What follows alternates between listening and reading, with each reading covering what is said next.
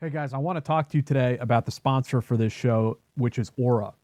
And I want to let you know that I'm a reporter in my day job, and I use the internet every single day to find people, many people who would rather not be found. And you would be literally shocked if you Googled your own name, maybe using your middle name as well to filter out some results, but you would be shocked of how much of your personal information is already readily accessible online. Your phone number, your home address, your email address. There is a ton of information out there if you search for it. And the reason why is because there are data brokers out there who profit by selling your information to robocallers, telemarketers, spammers, people like that who want to learn more about you. And that's why I want to tell you about today's sponsor, Aura. Aura identifies who those data brokers are that are exposing your personal information, and they automatically submit opt-out requests on your behalf. They'll even opt you out of junk mail and telemarketing lists. So I'd like you guys to use our link. It's aura.com, aura.com/teamhouse, to try 2 weeks and see how many data brokers are sharing your information.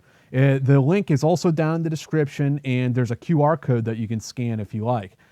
So please check them out. You'll get 2 weeks for free. Again, I think you would be totally shocked to find out how much of your personal information is already out there. So go ahead, do a Google search on your own and see what's out there. And if you don't like how much of your personal information is out there, I highly suggest you check out aura.com/teamhouse to try it for 2 weeks free and see if they can help get your information private again. That's aura.com/teamhouse to get 2 weeks for free. Hello, everyone. Welcome to another episode of Eyes On. I'm Andy Milburn, former Marine Infantry and Special Operations Officer, now working for a franchise of the Team House. Jason, over to you. Thanks, Andy. I'm Jason Lyons, former Marine, former CIA officer. Used to work with SOFREP, which turned with Jack over to the Team House, and I'm happy to be here. Over to you, D. Yeah, guys, thanks a lot. Excited about this. We had a great show the other day with each all together live at the studio, which was awesome. Yeah, I'm excited about this. I'm excited about, the story you got lined up and like your perspective on it and like what goes into like actually a foreign country recruiting a person in the military or in agency to spy. Yeah, and before we kick off on that, D, I just want to say, just for the benefit of everyone, from the episode last time, there were some comments, and I think they're fair comments, that it was really just from an Israeli perspective, and that certainly is not our intent. The problem here is, of course, we're all dudes who are deeply steeped in U.S. military background, so our access to the Palestinian side is a little more limited. Having said that, I've reached out and will continue to do so, and would love to also be able to tell the story from the Palestinian side. But the last piece I'll say is, it's not the purpose of the book necessarily to discuss the Israeli-Palestinian issue. It's discussing the wider issue, the threat from Iran in rational, pragmatic terms, because someone did accuse me of conspiracy theories too, talking about the Iranian threat network. Anyway, just to absolutely, Andy, you're not an agent of the Israelis? I didn't know that. I thought you were. Absolutely fair point. That's why we hired you. But it was a perspective. It was not by any means. And here, the real deal, and like to put it in context, like you just got back from Israel, and like right, and I'm sure like if Hamas or whoever was in hosted me, was in the West Bank or in Gaza, and they were like, "Hey, come and write." Yeah, look, the deal is here. The three of us here, Jack and Dave, I don't care who you are.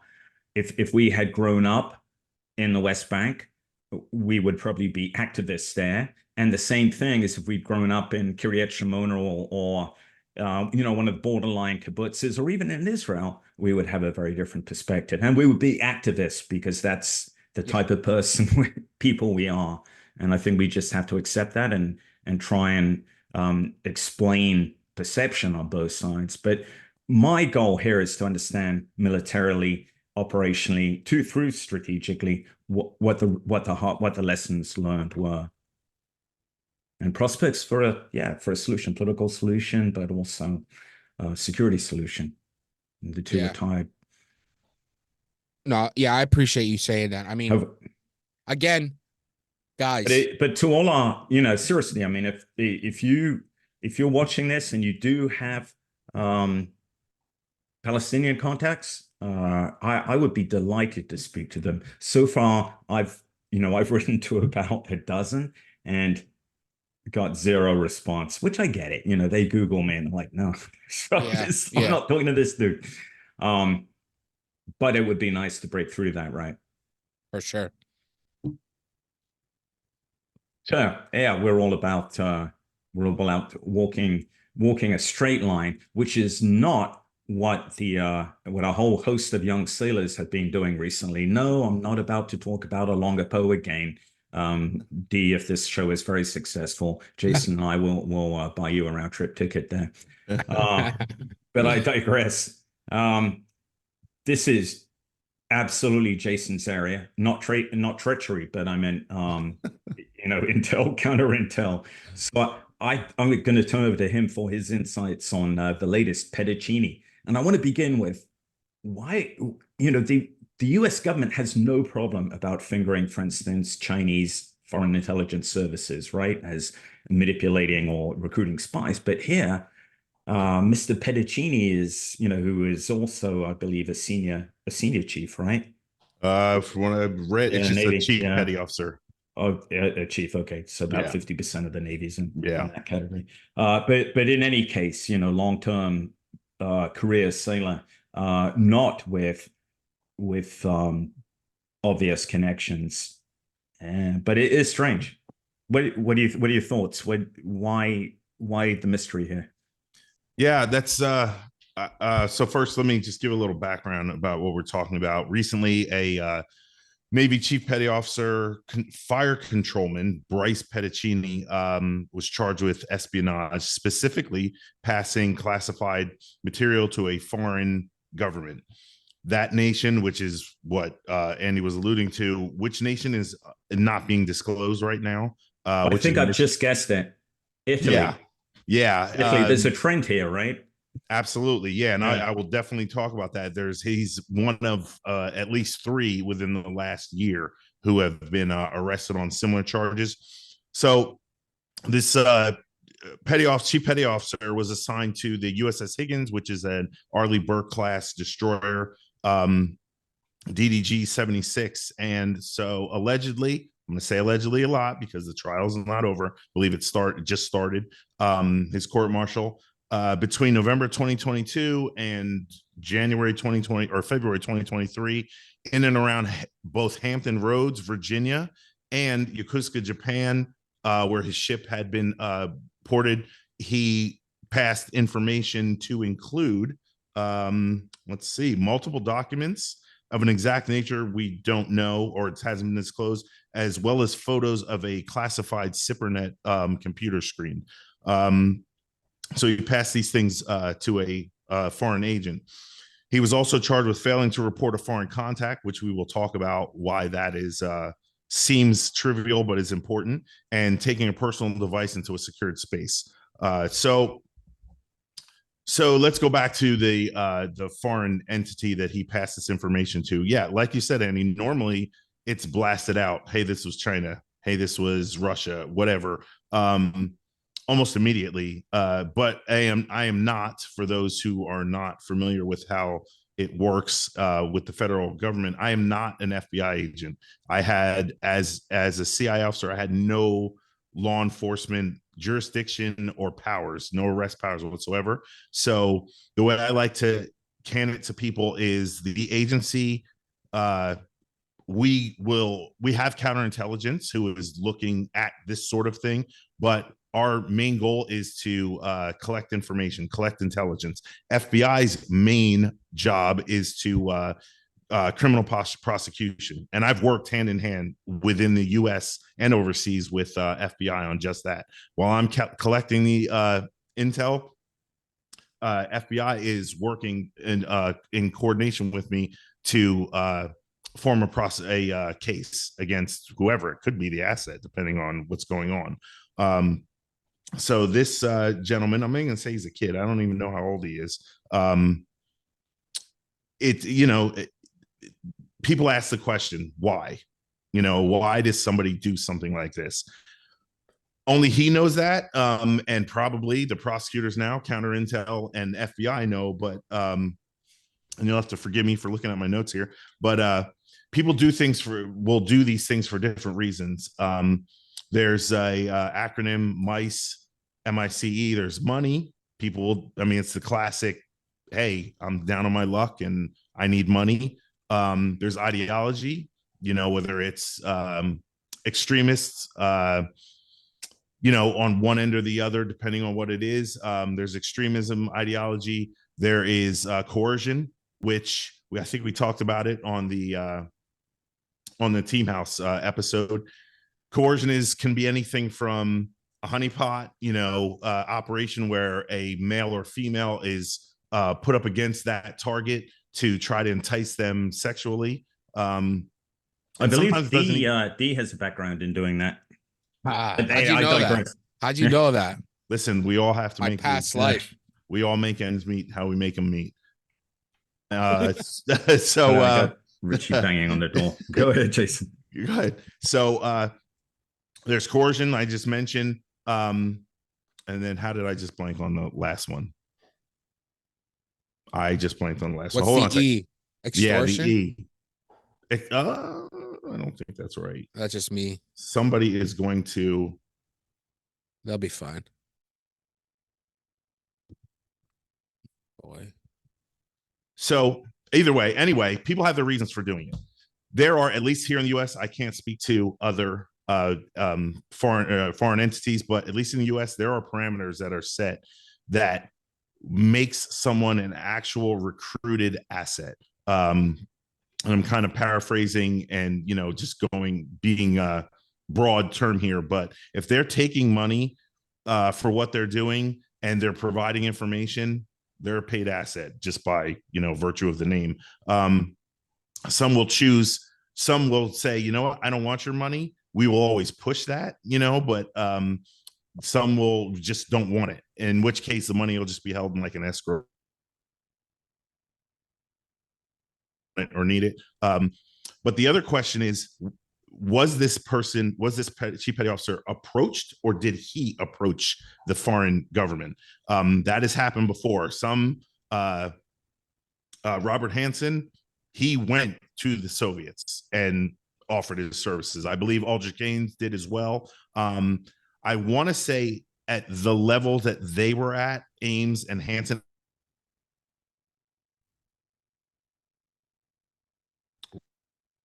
that they're approached because they are, and it would be known that they are higher ranking intelligence officers. And I'm not saying that a chief petty officer is not an awesome, rank. I think it's changed now. It's no longer rates or rank, whatever.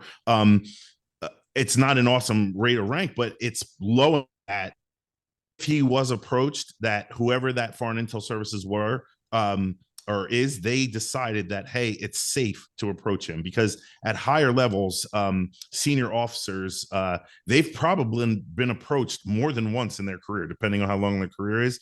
And there is a set playbook for when you're approached, which I won't go into, but when you're approached, how you're supposed to respond. Jason, can I ask a question real quick? Yeah. So you were talking about the fact that the higher you are in rank, the assumption is that you know more, so you're under kind of the converse argument to that I would argue these cases are bringing to the light is what we talked about the other day, which is need to know. And it seems as though, certainly when you look at it, we can talk about this, but in the case of Toby, in the case of this guy, I'm speculating, but he's he's on an Aegis cruiser, but he doesn't have access. I'm sorry, but he doesn't have access to what the Chinese would really want, which is, the counter ballistic missile measures on that ship. He's a fireman's whatever. Well, the thing is, though, he's a fire controlman, which means he does. Yeah. Okay. So he worked misunderstood. Yeah, I no thought you meant problem. No, fire, it's the easy fire to controls. yeah, it's easy I'm still jet lagged. to mix that up. Yeah. But yeah, he does have access, and Yeah. the fact that he does have access, and he's of a middle rank, Yeah. basically Makes him perfect target. exactly. Right. And Yeah. if it is the Chinese, and even if it is the Russians, we've talked about this, they play the long game. So even if he didn't have the exact access they're looking for, they get their foot in the door by Yeah. I mean, look at oh gosh, I don't know what's going on in my brain today. I worked last night. There was a family, the Walkers, I believe it was, yeah. who were spying, and what that was is one was approach, or one made the approach to a foreign intelligence service, and then bought in, I believe it was a son, and then uncle or a best friend. So even if you're not getting right off the bat the keys to the kingdom, if you can get your foot in the door as an intel officer, and you can ascertain that, hey, there's others in this guy's network who are susceptible to it, well, I mean, that's what you want. Again, if you're playing the long game, especially if it's at the Chinese and Indo-Pacific region, I mean, God forbid that it kick off tomorrow, but it doesn't look like it will. So right now they're willing to play the long game and get their foot in the door. This guy's a chief petty officer fire controlman, so he probably knows more than the average lower enlisted sailor, but a little less than a senior officer. But he actually may know more than a senior officer, depending on what the job is, because a senior officer may not need to know. Usually judged by how much he was getting paid.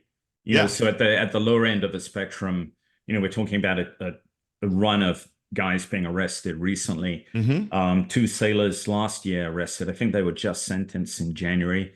And one of them, I'm going to mispronounce his name, but Wang Heng Zhao. Yep.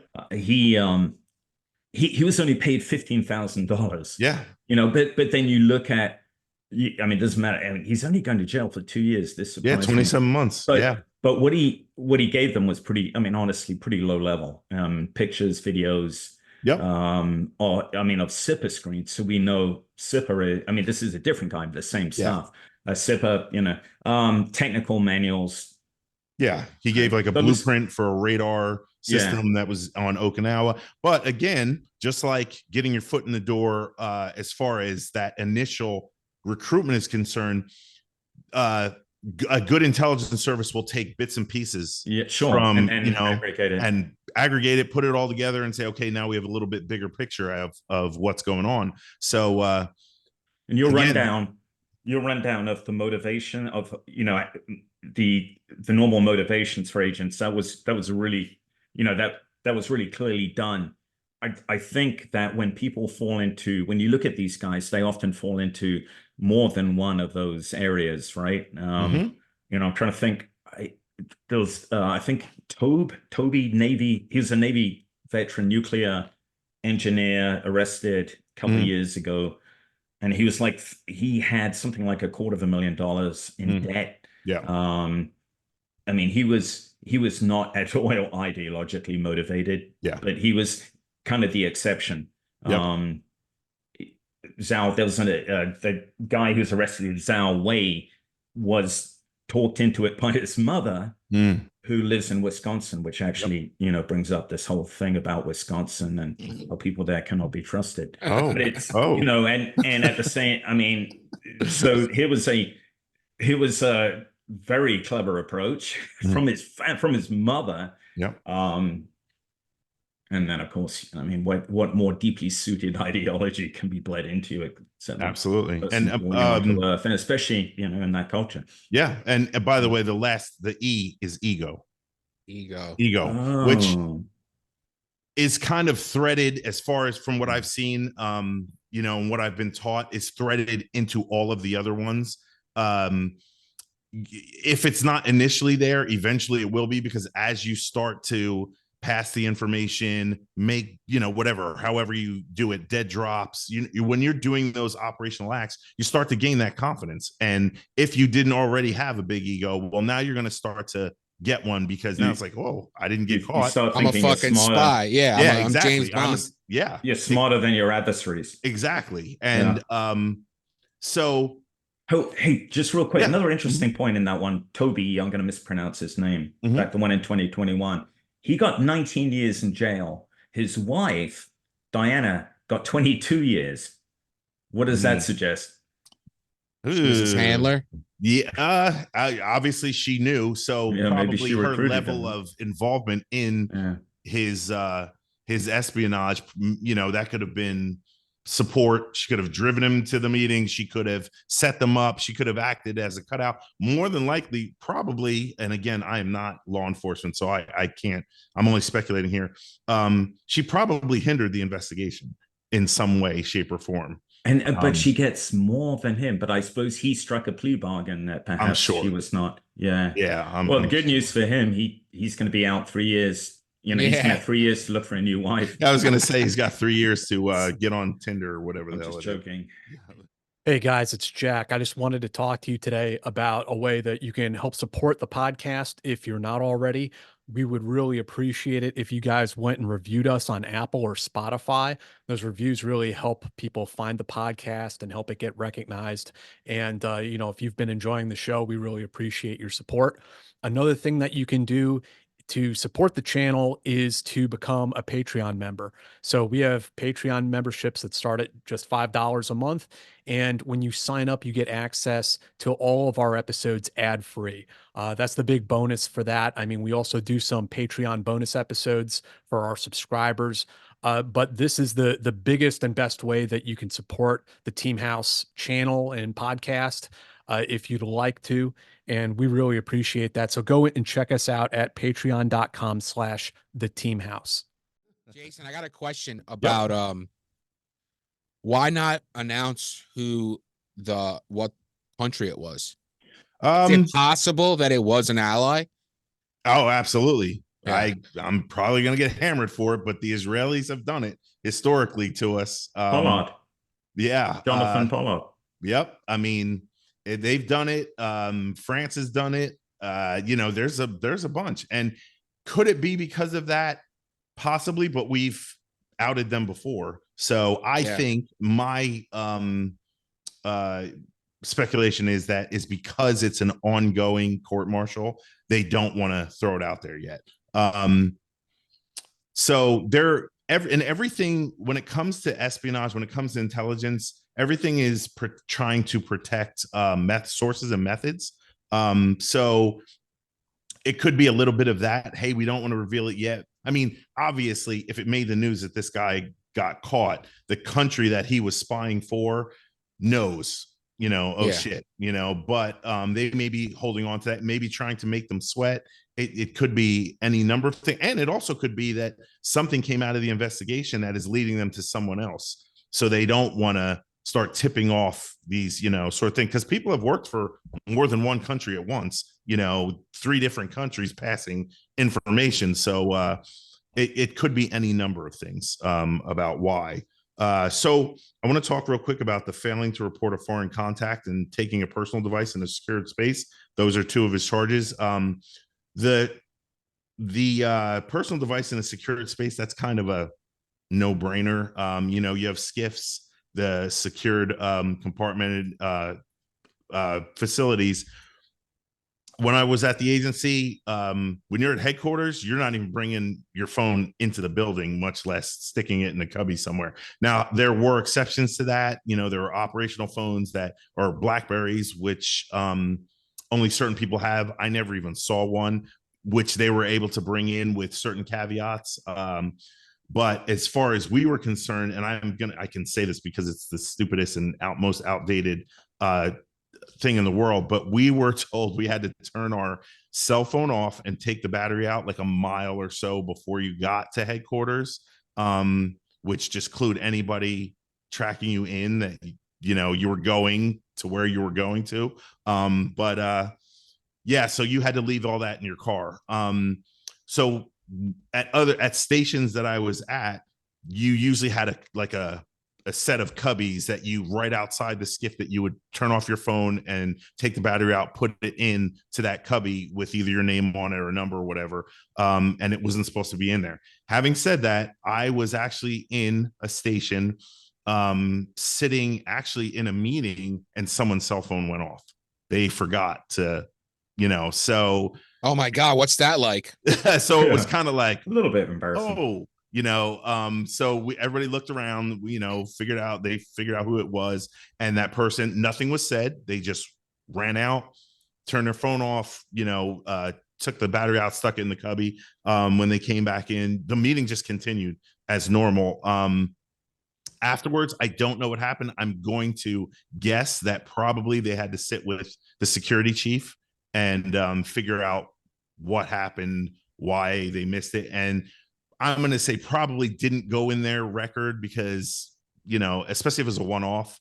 And depending on the type of meeting we were having, which I don't even remember what it was, it might not have been a big deal. If it was something but it was noted. I'm sure it was noted, because if it becomes a pattern along with other things, well, that's a CI issue and with something that would be reported.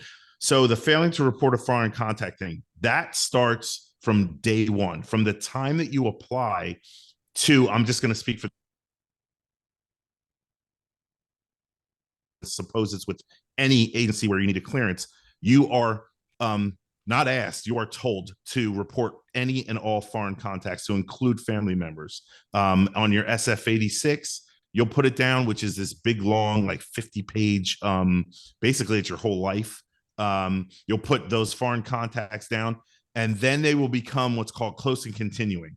So close and continuing contacts, put that these are all my foreign contacts, but out of those, these 5 are the ones that I have continuing contact with. I go visit them. I talk with them on the phone. We email. We are friends on social media, whatever it is. And those foreign contacts will be investigated. Now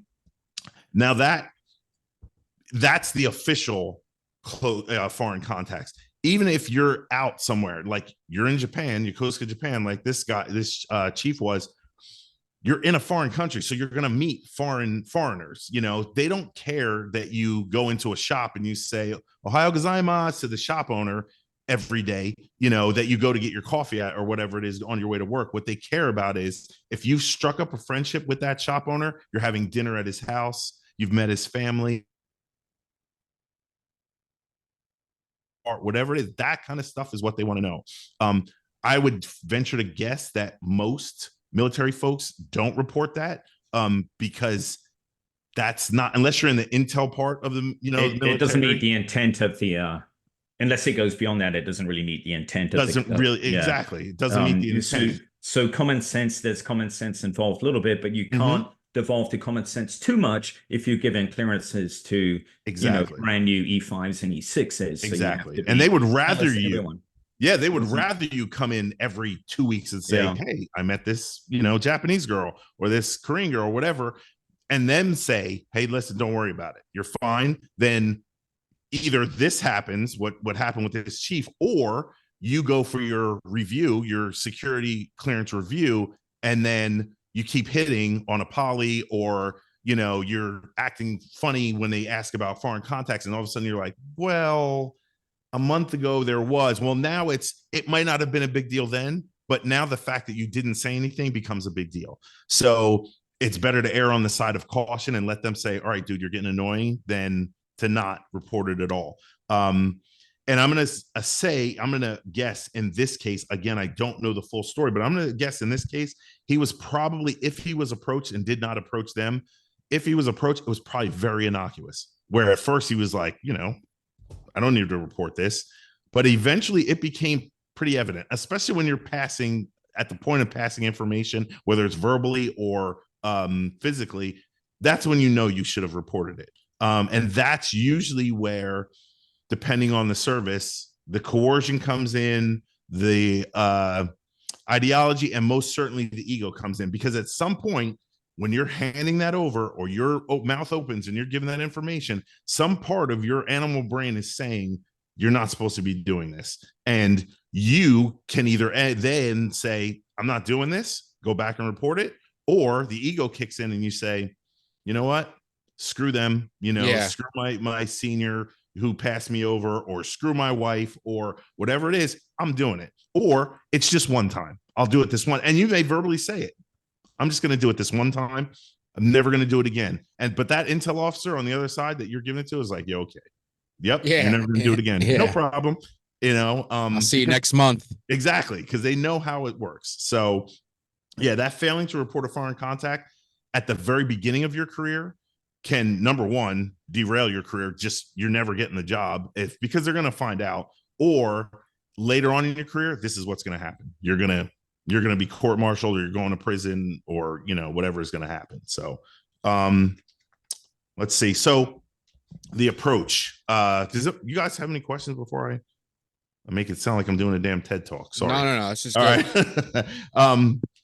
So the approach, again, we don't know whether he was approached or they approached him.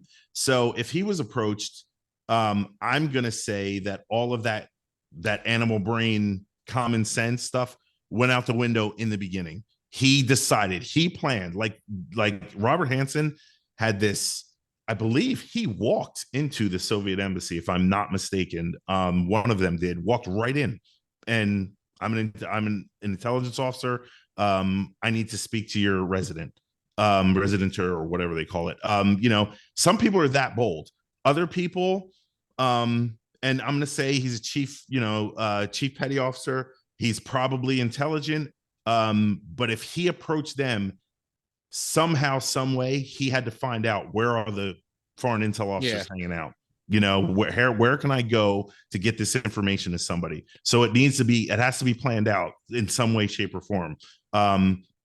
So he can't plead, in my book, I was ignorant. I didn't know that this person was a foreign intelligence officer. Even if that person's not a foreign intelligence officer, even if it's it could be an ally. It could be a Japanese sailor that he goes to and says, hey man, I've got this information, blah, blah, blah. You don't know who that person is working for. And even if you do, you're not supposed to be giving that information.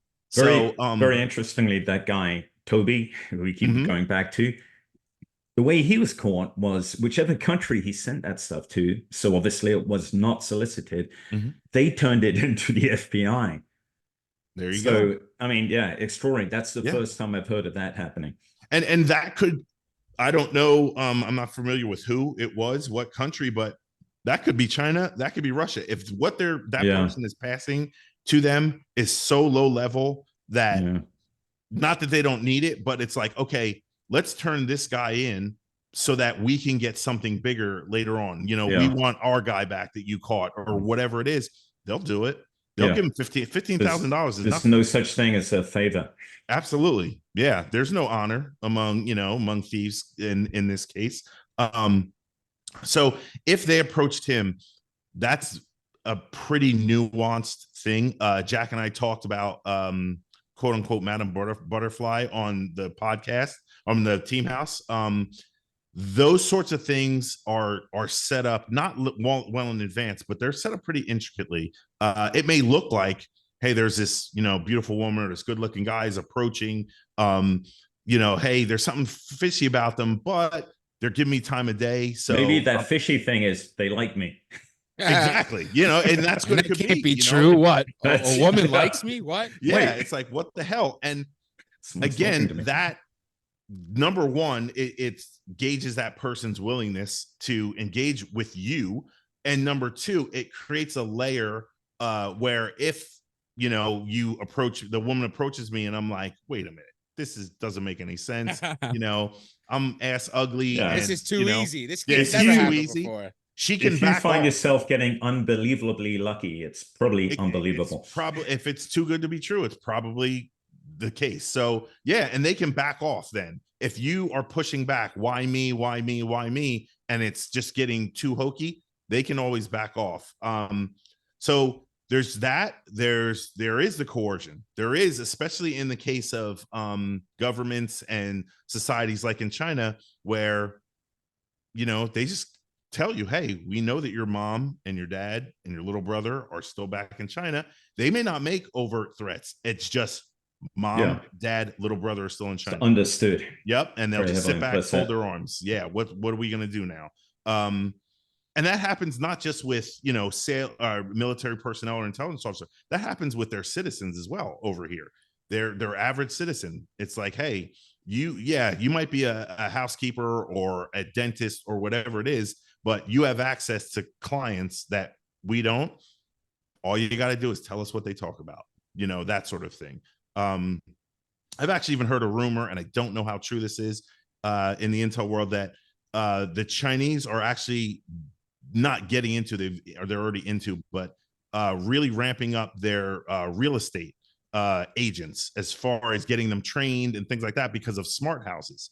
In order to, when you set up these smart houses, you're putting your personal information into these homes, unlock doors, safes, turn off the lights, whatever it is. That's still your personal information. Some people, and I've actually been told this by an actual real estate agent, and someone correct me in the comments if I'm wrong, but some people actually sell the house and leave and never wipe their personal information. So now you have someone who was an ambassador, or, it works for Raytheon or something like that. You have that asset who is a real estate agent. They can come into the house. They have run of the house now, while they're showing it. Wow. All that kind of stuff. So, we all know real estate agents are fucking scumbags, so they'll pass over the info, no problem. Particularly susceptible to black. It's called a commission, first of all. So they'll play that long game. So they may be able to collect information that way, and then take it. Let's just say that ex-ambassador or whatever it is leaves, sells their house, they're gone, they're somewhere else. They're retired, long retired. Well, they take that information now, create a dossier, slide it across the table. Hey, this is what we have. What are you going to do for us? Now, if we take that from the perspective of an intel officer who's being approached in that manner, 9 times out of 10, an intel officer, and I'm saying 9 times because it does happen, most intel officers are going to say, go screw you. I don't care. Take whatever you got, do whatever you got to do and go report it. But we're looking at a chief petty officer, again, more than likely intelligent. He's a chief, and he's a fire controlman. So, but as I used to like to say, and still say, to my kids, intelligence and common sense are not the same thing. You can have all the book knowledge you want, but if your street knowledge sucks, well, you're going to get got. So it happens. So if they approached him, I'm going to guess that it could have been a cold pitch, meaning they just said, hey, this guy's wearing a uniform. I'm going to sidle up to him in the bar, buy him a drink, and see what happens, which is a cold pitch. Or they've created a target package on this guy because somehow, some way, it was known what he did. And the fact that they were able to put he was a fire controlman in the articles I've read means that it's probably somewhere in the public anyway. So they put together a target package, however big or small it is, and they plan their approach. And sometimes it works, it's spitballing. Sometimes it works, sometimes it doesn't. It all just depends on the mark, to use a could it be like Japan doing it? I mean, it could be, yeah. But I mean, let's think about the world situation as it is right now. Sure. Would it be in Japan's best interest to do something like that?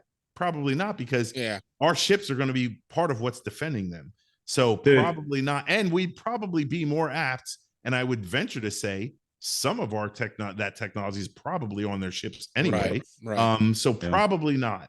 Could it be? Yes. Anything is possible, but more than likely, I would say, based on where this took place, I would say it's probably the Chinese more than likely. But could be wrong.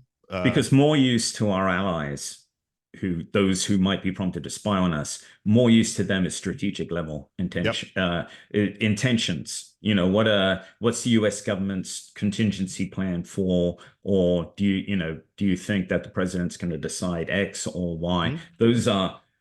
That's important. Whereas the kind of the run-of-the-mill military secrets, they can gain the benefit of that either directly by being provided it through FMS or through a partnership with US, and and we as intelligence officers, we are always taught, you're taught that you're always collecting. So yes, if I was talking to an Australian partner, you know, if I was liaison, I'm talking to an Australian partner and he says, you know, I'm not going to dig, but if he says something that I think might be of interest, I'm going to go back and chop it up with my, you know, ops chief and deputy chief and chief and say, you know, this is what they said, you know, what do you think? And then it could be, nah, that's nothing, we already know that. Or it could be, write it up, you know, get that cable out, you get it out, headquarters could come back and say, don't talk about it anymore, because they don't want to ruffle feathers, you know. But you're always collecting, you're always, you know, trying to get that next piece of information. The key is, you don't, when it comes to a partner nation, you don't want to burn that bridge. Yeah. So unless you're specifically directed to do it, Yeah. it's usually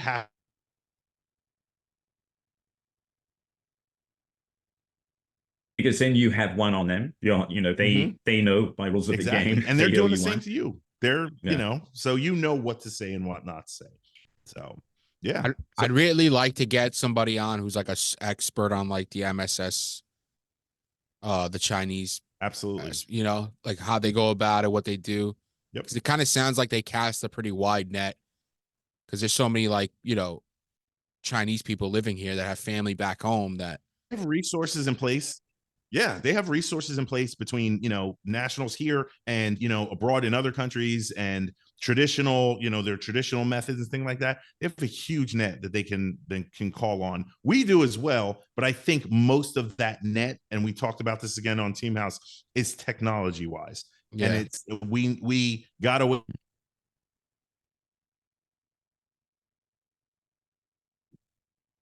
talking part of it.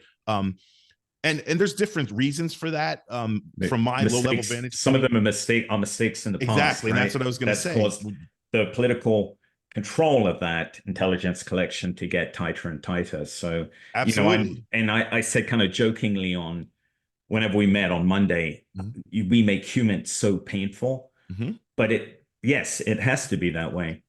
You know, there have to be certain steps to recruit a source, and you have to go through those steps, and you can't call them a source until X. It's very absolutely, yeah. And when you can't play on some motivations, you know, coercion, for instance. Yeah, absolutely, yeah. And part of it too is I keep saying, you know, human, you know, that face-to-face thing, but a good portion of human is not face-to-face. It's covert communications, you know, signaling, things like that. Those things are all subject to breaking down, and they did. We've seen that in the last probably 10 years or more, where our communications, covert communications, and I'm not saying anything that's not open source, that have been compromised and used to walk back to find our assets and then push other assets against us. So we had to take a pause, had to take a step back and figure out what broke, why did it break, and what is our next step. So we need to catch up, plain and simple. You were speaking, D, about bringing on, you know, expert on MSS. I would really like to get, and I have a few names in mind, senior officers who have retired, some who just did it for a lot longer than I did, whether they retired or resigned, who are just amazing. And I will, once we have those secured, I'll, you know, get you those names, and they're just incredible wealths of doing things that I've done, things that I think are pretty cool, and it's absolutely nothing compared to what some of these men and women that I'm talking about have done. Yeah, that'd be great. Awesome. Yeah, that'd be awesome. Yeah. So so the last thing I wanted to hit on was the why did they approach this person, if we're going to go with the fact that he was approached, which we don't know yet. If this why was this petty officer approached? Why is any asset approach or target approach? The reason, number one, is access. We believe that person has access to the information that we want, or they have peripheral access, meaning they are connected, whether it's familial or professionally, to the person that has the actual access that we want. So they're a step to get our foot in the door. But the second reason is that why they were approached as a vulnerability, a bad marriage, finances, disgruntled work, things like that. And all this stuff is easier to find now because of social media. People, I've said it from the beginning, people make social media their personal diary, and it's not personal. So, a good intelligence officer, maybe not themselves, but they have targeters who will be trolling through social media and be able to say, okay, you know what? They made these posts in the last month, and the month before they were flying high. Now they're talking shit about their job and their boss and all this other stuff. There might be something here. These are all things that go into a target package and will be a part of the approach to that person.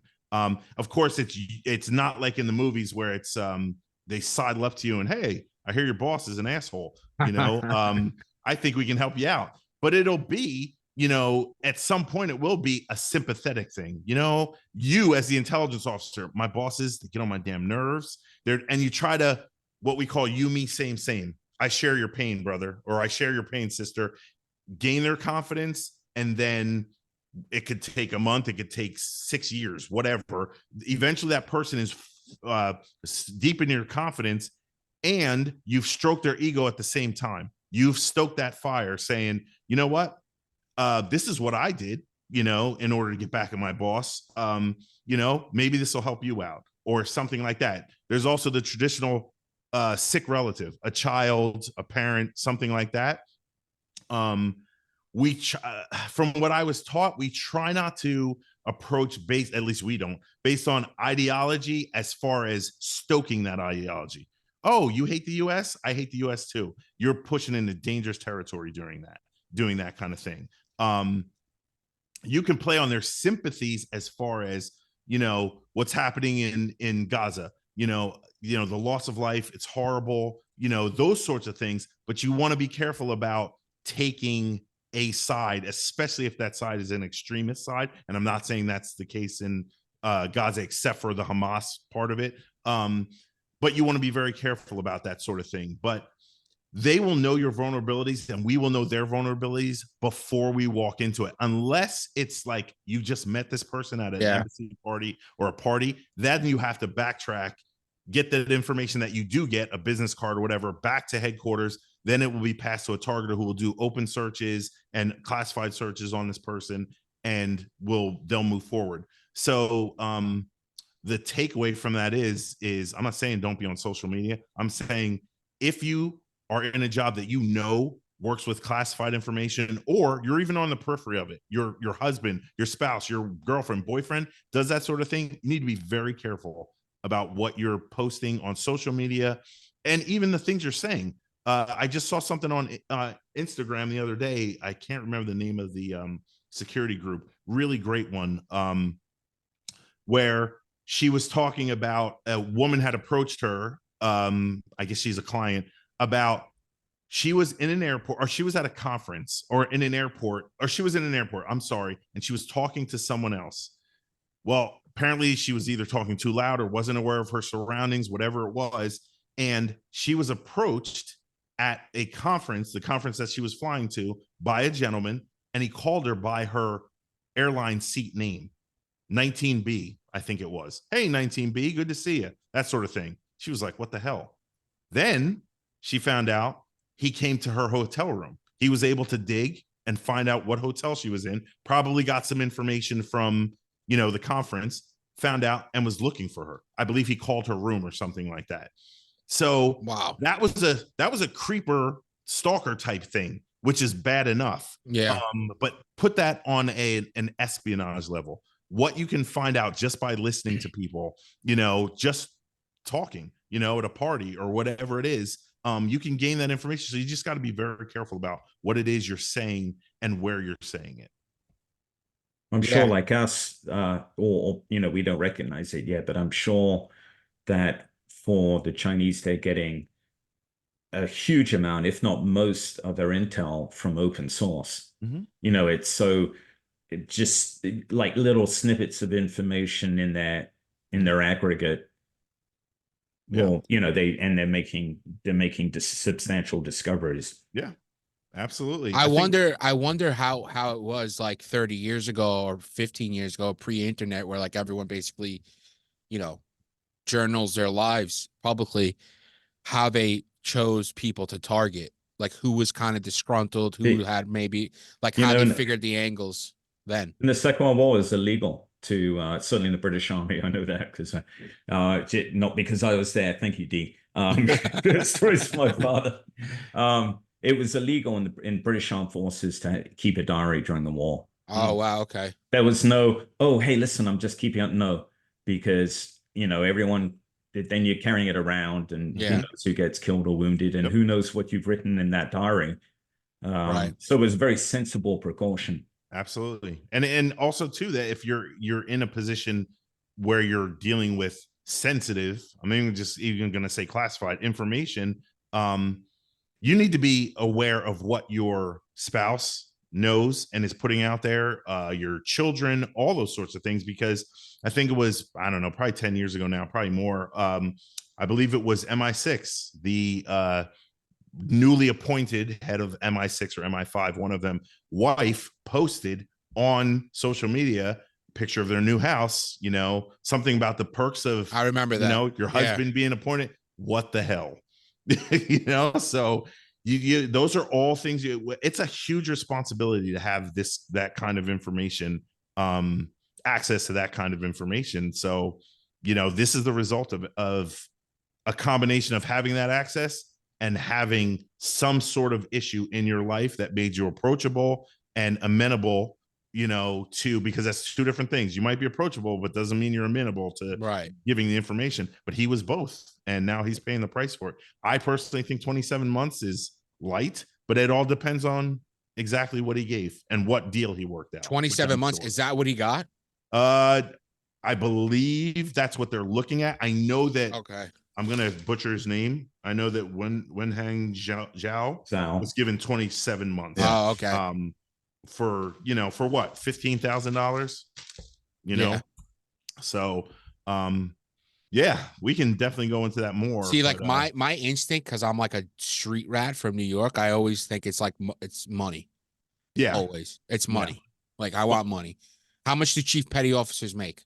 Literally, right? Like, who knows what he's like into or whatever. Like, maybe he's got a lot of expenses. Like, it's easy to just take 50 G's. Yep. Pass over something you see every day, and like kind of rationalize it too as you do it. And that's part of the ego. Yeah. You rationalize doing what you're doing. So it's the money, right? Like you said, every part of that acronym is like goes back to ego. Yep. Yeah. Absolutely. It's all intertwined. Yeah. And it's usually, and when you think about the big spies, post-war, Philby, McLean, Ames, up to Walker, it's two or three of those. Philby was Absolutely homosexual at a time when it was illegal in the UK, but he was also pro-Soviet. Ames was an alcoholic. He was pissed off at his lack of career progression. I wonder if there's a link there. And he was deeply in debt, so. Hanson too. I think Hanson was doing it largely for the money because his wife was splurging. Yeah. See, it seems the trend here, the wives behind a lot of problems. Yeah. And I mean, like you said, this one kid's mom approached him. So sometimes it's your own family or own friends when your mom is your handler, that complicates things. Yeah. And it doesn't look that cool, so they're probably not going to make a movie about it. It doesn't. No. Yeah. When you're getting when you're being handcuffed and walked out right next to your mom, and she's rating you, making you a peanut butter jelly sandwich, ask you if you brushed your teeth with this a morning. code in it. Yeah. Oh dear. Yeah, this is great. Yeah, we definitely can go into it more because we will for sure. Happening. Z, can I give you guys one bullet before we go to chew on? Yeah. So D, you were tracking this, that the Ukrainians shut down, Russian AWACS, basically an A-50. Russians only have 9 of those, and the Ukrainians now have shot down 2. No, they only had 7 left. Oh, really? And now they have 6 left. Oh, excellent. Okay, but the point is this. Do you remember a couple of weeks ago I was talking about how the Ukrainians are extending the range on Patriots?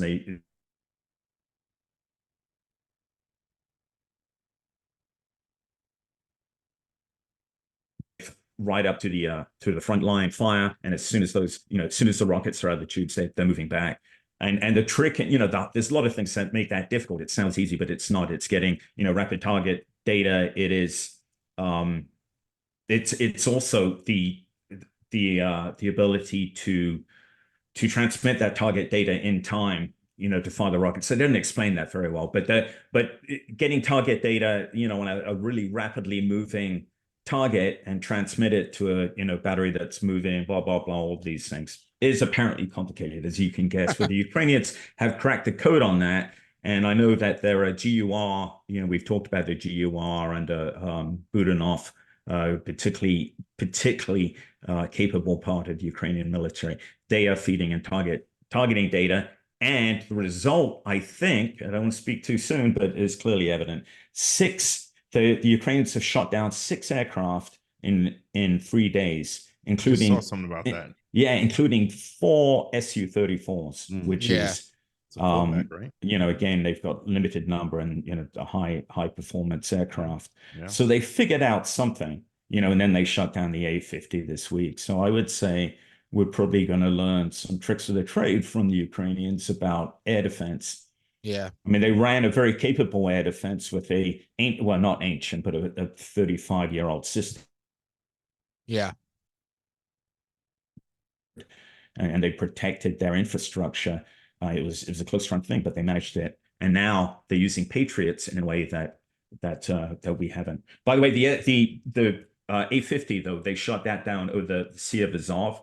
It might have been through a Patriot, by pushing the Patriots up. But actually, they could have reached it. I think the range on a PAC-2 is 90 miles or something. So they could have reached it from there, from behind their lines. Yeah. Awesome. Cool, guys. This is great. Yeah. That is it, everyone. And we will see you again in a few days. Everyone. Don't forget. There you go. Over to D. Don't forget to like and subscribe. If you're listening to us on audio, rate and review it 5 stars. It helps us out big time. Check out Andy's Substack. Check out Andy's Twitter. And ask us questions, please. Yeah. Send in by all means. Comments, bitches, gripes, moans, whatever. You can leave those. We're not going to read those. We field them all. Although all of that latter category go to D. Okay. See you in 3 days.